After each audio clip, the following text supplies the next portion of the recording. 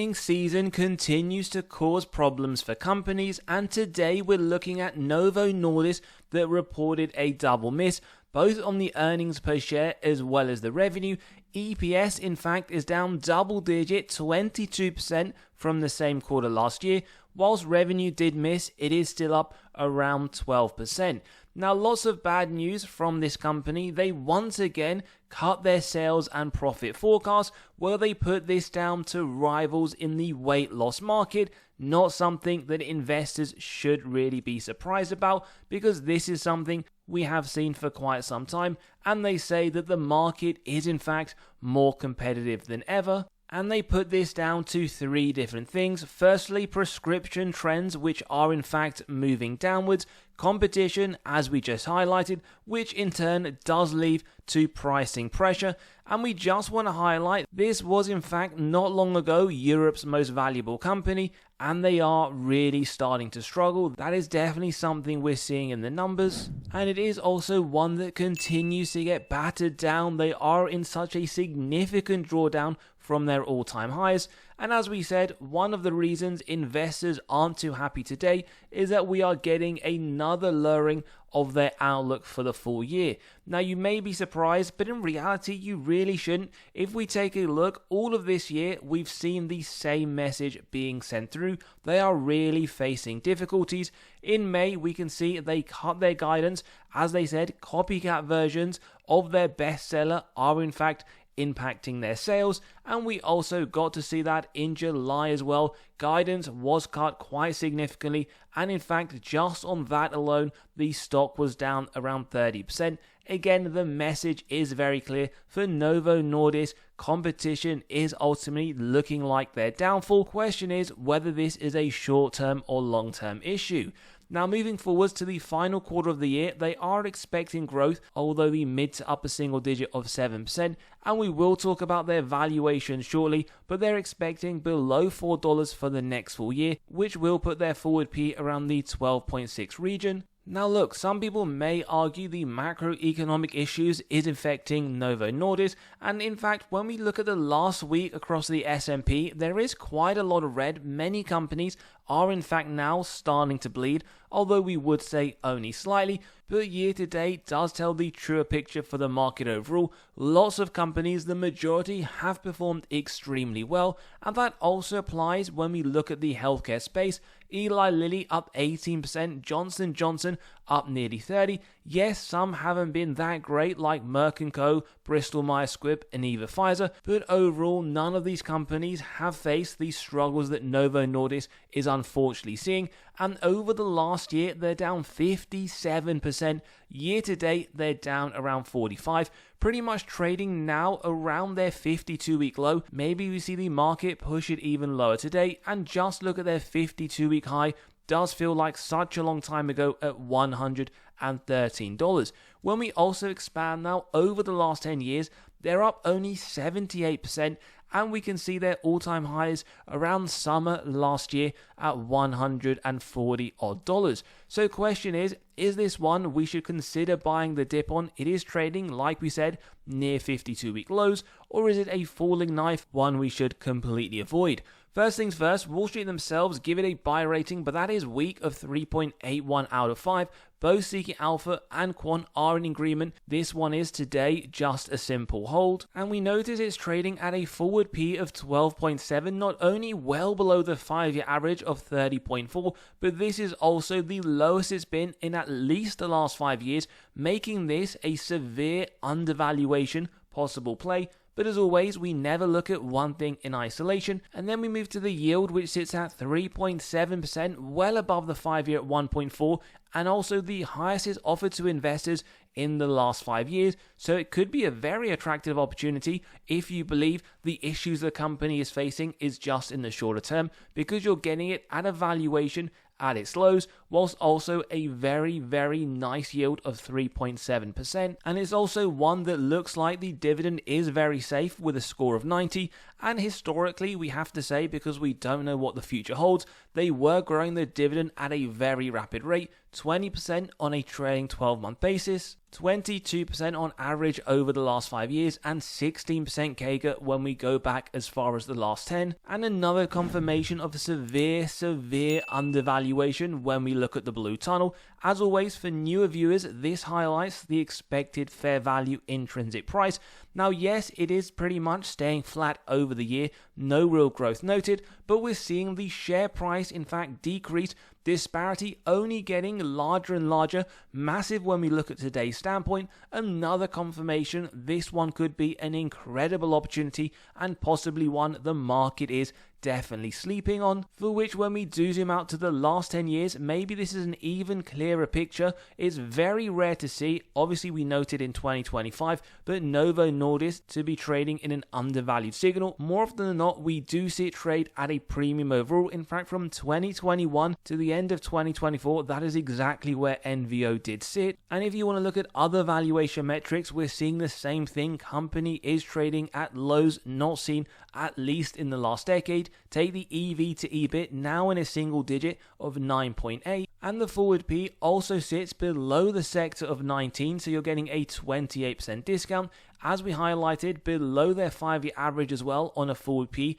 56% discount. And if you want to look at a price to earnings growth, well, it does sit at 1.9, in line with the sector, so no discount or premium, but actually against their own price to earnings growth of 2.2, you're getting a 15% discount. Now, it may not look like a massive opportunity if you solely look at the PG. We personally like to see a company below 2 before we consider. And you may be interested to note that Eli Lilly, which does trade at a much higher valuation on a forward P of 38, actually when you incorporate growth, does trade lower at 1.3, meaning a 33% discount to the sector, and like NVO, quite a large discount to their own 5-year average. And likewise on their forward P, it does look like an undervaluation signal as well, where it sits at 31 versus their average of 38. And on the blue tunnel, again, we can see some considerable similarities, but one thing we just want to point out is whilst Eli Lilly may also look potentially undervalued, the disparity between the bottom end and where the company trades for is much smaller than NVO.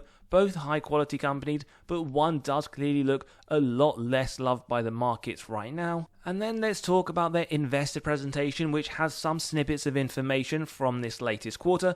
Firstly, if we look at their most recent expectations for sales, it was 8 to 14% for the full year. They've actually lowered the upper end to 8 to 11%. Not great for a company that has historically been growing their top line at a double-digit rate. They've done something similar with their operating profit, lowered the upper end guidance, now at 4 to 7% when it was previously at 4 to 10. Also, we do want to make you aware these numbers are in fact even lower than the guidance they gave at the beginning of the year, just highlighting they have in fact continued to lower their guidance in 2025. And the other thing is their free cash flow. This is going to be very important because when we come to our discounted cash flow valuation, you are going to be very surprised at the intrinsic price. So just bear in mind that is where we have in fact taken the starting point. And again, this is even lower than what they had originally guided at the beginning of the year. Now looking at 9 months of 2025 against 2024, we can look at their constant exchange rate growth 15%. That is nice to see. Gross profit is also up, but we do want to make you aware their margins have been decreasing, something we always talk about where high quality companies will be able to grow top line as well as margin. It's gone from 84.6, now sitting at 81. Constant exchange currency, operating profit is up 10%, but again, we're seeing their margins drop 44.7%, now sitting at 41.7. We notice their bottom line and EPS only growing in the mid-single digit around 4%. So a lot to take in. We don't like to see these decreases to their margin and their growth, whilst it does look good here at a double-digit rate. Thing to bear in mind is they're guiding now for the full year potentially single digit. The next thing that's very important to cover is patent protection, because people look at Novo Nordisk and believe that their patents are running out in the coming years, Well, Ozempic, which has been very popular for the company, even with the issues they're facing now, the pricing pressures, competition, that is protected in both the EU and the US till 2031-32, so still a number of years for this to go on. And we can also see others which are in fact equally long lasting, and they have lots of things coming in the pipeline. First one is the CagriSema. If you've watched our other videos on NVO, you will know what this one is about, and in fact we can see phase 3 results is expected around the end of the year or potentially the beginning of 2026, and we can also see the oral semaglutide. In fact, a decision is expected in the coming weeks, so there are still things going on for this company. Whilst analysts may make you believe this company is completely dying, competition is sending it to the ground, but one thing that is in fact obvious given the continuation of the cutting of their guidance is that the GLP-1 in fact growth has slowed down from the previous years. Very obvious to note, if we just take a look at Ozempic in the red, we can note it was sitting pretty much around the middle, so you could say around 45 October 2023. It is now sitting around 30, and in fact the overall trend does seem to be in a downward basis, and that's also highlighted here when we look at the volume market share for Novo Nordisk a couple years ago, 2023, sitting around 75%. It is in fact now lowered to around 68, so there is ultimately a decrease to their target audience, and a lot of people will see this as fairly bullish. Not new news, something that was covered a while ago, but they are reducing their workforce by around 9,000 positions, which will ultimately help with their margins, lower their costs, and they're noting these savings will be redirected to growth opportunities in both diabetes as well as obesity. And I'm sure you've probably heard in the news in the last few days, bit of a bidding war between both Pfizer and Novo Nordisk for the company called Metsera, and definitely something that you could say is concerning if they do lose out to Pfizer, because ultimately they are producing injectable as well as pills, and that may take some of the market that Novo Nordisk is hoping to hold on to. But as of today, it does look like Novo Nordisk bid is superior to Pfizer, but definitely something you could say to keep an eye on. At the moment, Novo Nordisk proposal is just above $86. Pfizer's latest one does sit at around 70, so we wait to hear which way this goes. And we've just heard today as well the agreements between the US government and Novo Nordisk to lower the prices of their products. We can note Novo Nordisk have accepted the Inflation Reduction Act's maximum fair price for their diabetes and obesity medicines, and it will be effected in January 2027. Something to consider whether or not this will also again reduce their outlook when it comes to 2026. Lots of things we like from Novo Nordisk. Yes, valuation does look good, but on the other hand, when we get to our margin of safety, we need to understand for issues that may arise into next year, are we seeing enough of a buffer between the intrinsic price and the price today? And ultimately, their growth grade does get an F. Year on year, it sits at 21%. Now, this hasn't been updated, as we just saw. It is expected and likely to be in the high single digit. And against the sector, we do notice not too dissimilar, at least for 2025. But the takeaway here is historically Novo Nordisk revenue growth has been impressive double digit, something at least in the shorter term doesn't look like it will continue. It's also been affected. Their earnings per share projection moving forwards has been lowered to 7%. That is why we do get the D+ rating here, and in fact the F overall. That is below what we see from the sector at 10 and their historical at 15%. So one could argue maybe this is transitioning away from a growth story and more into a value play. Again, something to think about. But profitability remains very strong, as one would expect in this industry. Gross margin 85%, well above the sector at 60%. In line with their own historical, so no efficiencies noted, and bottom line 36%. It looks like the sector's making no money here on average at negative 0.6, and a little bit better than their 5-year average, even if we are seeing on a 9-month by 9-month comparison, lowering in fact of their margins as we just highlighted. Cash from operations also looks good at near 20 billion in the last year, above their average at 12.6 billion, but questions do need to be asked whether this will continue over the coming years. It does look like the company is facing quite a lot of issues. And then when we look at institutions where they hold 12% ownership, they sold 6 billion worth of shares in the last year, bought a little bit more at 7 billion in the same time frame, also bought a little bit more in this latest quarter, 351 million buys versus 228 million selling. But in Q1, we also see they were net sellers, but more often than not, based on the data, institutions are buyers of Novo Nordisk rather than sellers.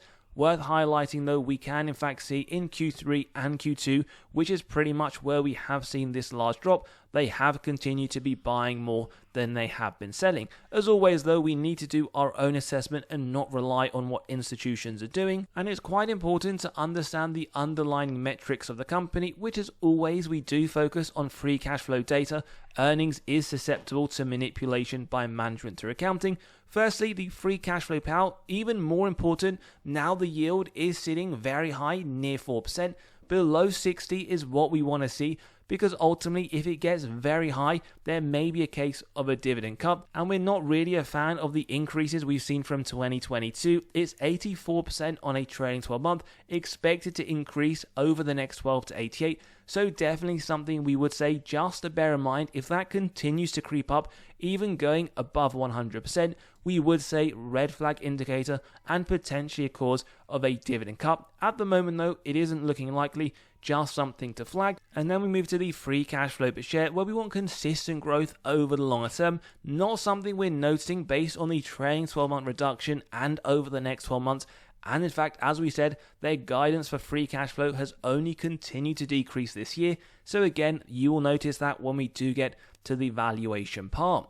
Sales growth, we will cover it shortly, but you can see double-digit growth from 2021. We do anticipate this will now slow down into 2026 as well. 2025, they are expecting potentially and likely single-digit growth, although at the upper end.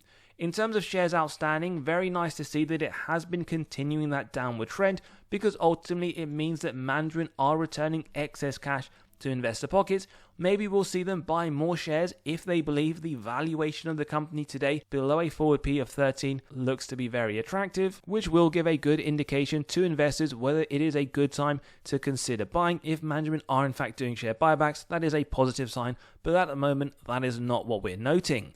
Then ROIC, as always, one of our favorite metrics, 10% or more, give us faith management are able to effectively allocate their capital. Now we're seeing it decrease. Yes, that's not good, but still 44% last year, 42 on a trailing 12 month is something we would say is fairly positive. Now margins, good to see, not only above the minimum 12%, but it is in fact increasing over the period. 43 10 years ago, now sitting at 48, something we do want them to really keep. Otherwise, as we've noted in the first 9-month data, it is decreasing. Again, if we're seeing sales slow down, margins get compressed, that is again something we would say bit of a red flag indicator. Free cash flow margin though, whilst it is above 5%, has started to decrease pretty much year on year from 2022. Keep it in mind though, 20% is still very strong, but if this doesn't reverse, doesn't increase, or at least maintain around that point, again, something else we would say a little bit concerning. Now, net debt to EBITDA, one of our favorite metrics alongside the ROIC, below 3 is what we want, and it tells us the number of years it would take management to pay off all of their debt net of cash on hand, and it does correlate to both balance sheet strength as well as dividend safety, and this is why we believe the dividend does look safe for now. 0.54 on a trailing 12 month, expected to go a little bit lower over the next year, so no real worries that we would say. Yes, keep an eye on the free cash flow payout, but at the moment it's not a screaming red flag indicator, but do keep this in mind, especially at the margin of safety part. And then we want to see how do they compare against others like Eli Lilly in the pharma space, Merck & Co, and some popular names, because is the issues it's faced something that is in fact isolated to them or the whole sector? Now look, they're down 56% in the last year, making them the worst performer out of these other comparables. Eli Lilly is actually up double digit, but then we can see others also performing very strongly and some performing not so great like Pfizer, but nowhere near to the issues we've seen for Novo Nordisk. So we would say, unfortunately, the issues the company had is very isolated, and even extending it over the last 5 years, it does give us quite a good picture. Eli Lilly is really the only company you probably would have wanted to be invested in 5 years ago. The other ones have pretty much given very mediocre returns. We can see Pfizer actually the only one that is down in this period, -12. And the message still holds true when we zoom out the last 10 years. Novo Nordisk is up 121%, Eli Lilly up more than 1,280.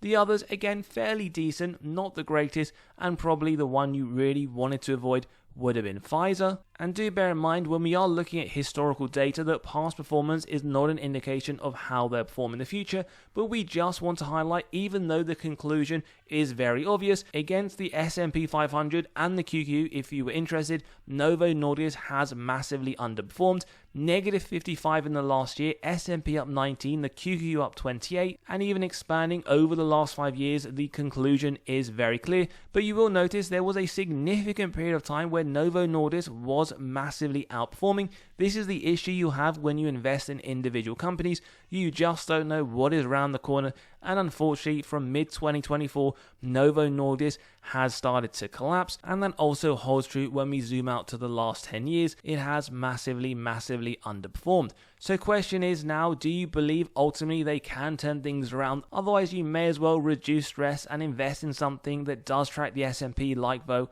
or in fact the QQQ. And it's always worth knowing, before we get to the valuation, what are the trends with the revenue and the bottom line? Yes, it has been increasing over the period, going from 16 billion, now sitting at 40. Great to see, trailing 12 month around the 50 billion mark. But do we see that consistency on the bottom line net income? Because that isn't always the case with companies we review. And the answer is yes. Whilst revenue has increased, so has their bottom line, going from 5 billion, now sitting at 14. And again, based on the trailing 12 month, the expectation is we will see some nice growth in the 2025 full annual accounts. And then the other thing to see is a quick health check, total cash versus total debt, where cash has been pretty much the same, 3 billion 10 years ago, now sitting at that equivalent amount. But as always, one number here, pure isolation, will not give anything away. So we compare it to their total debt numerically and directionally, which has actually been increasing, as we can see, going from 157 million 10 years ago,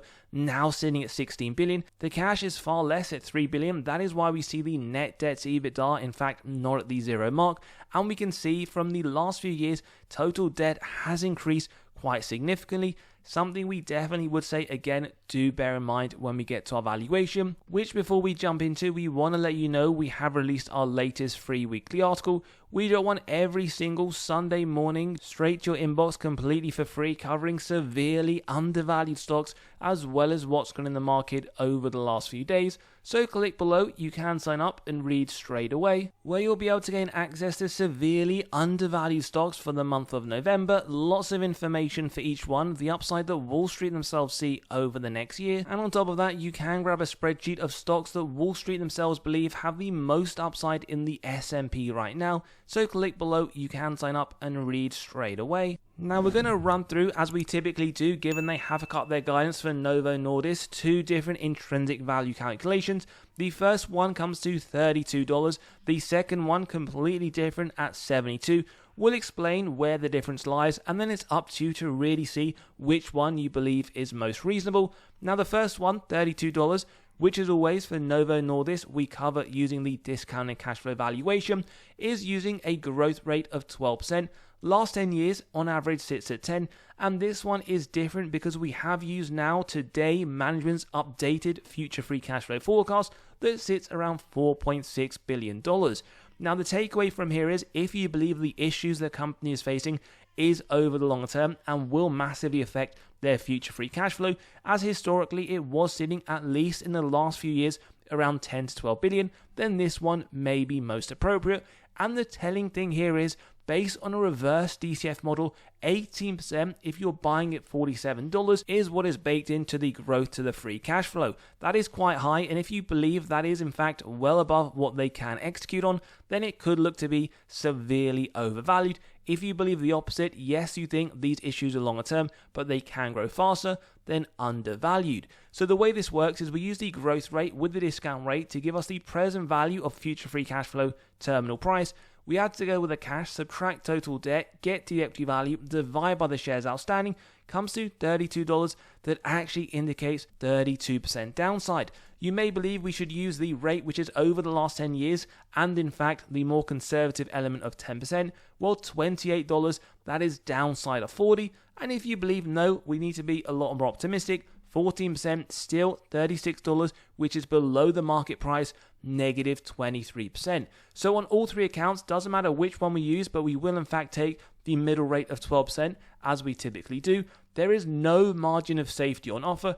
because whilst we like to kick off with 10% where we execute buy if it meets our 3 golden criteria, wide moat, strong financial metrics, good forward-looking data, we can see the buy price is below the current value. This model is highlighting a 49% premium if you are in fact adding at today's value, with Wall Street on average giving this a $65 price target. That is 38% upside into the next year. As always, you can grab a copy of this model by clicking on the pinned comment below, running through your own numbers, whether it's for NVO or any others, and in fact plugging in numbers that you believe to be more reasonable. Then we move to the other model, which gets to $72. Now this one is in fact different because we're using their initial guidance of $10 billion. This will be geared more to those investors that believe the issues the company is facing is in fact shorter term. We've used these same numbers for consistency, low, medium, and high. You'll see on a reverse DCF is actually 5.5%, which does make this look incredibly attractive if you believe, as we said, the company will be able to pick up the pace again, see double-digit growth right across the board, and improvements to their margin.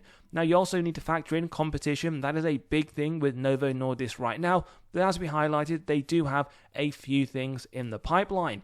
So 12% growth, what this ultimately flags is there is a 35% margin of safety, which does make it incredibly attractive, and the intrinsic price is not too far off Wall Street's forecast of $65.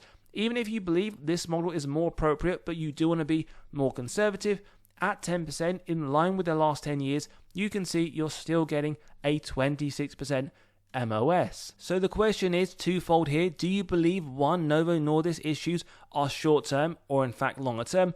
And clearly if you believe it's longer term, this is not looking like a buy today and even tomorrow. But if you believe the issues is in fact just short term, then the question becomes, is this a strong value play or perhaps on the other side of the fence a falling knife? As always, let us know your views. NVO, a buy, hold or complete avoid. And don't forget to sign up to the free weekly newsletter, grab those spreadsheets, come and join us at Patreon where we cover our buys and sells. And as always, have a great day. We'll see you all on the next one.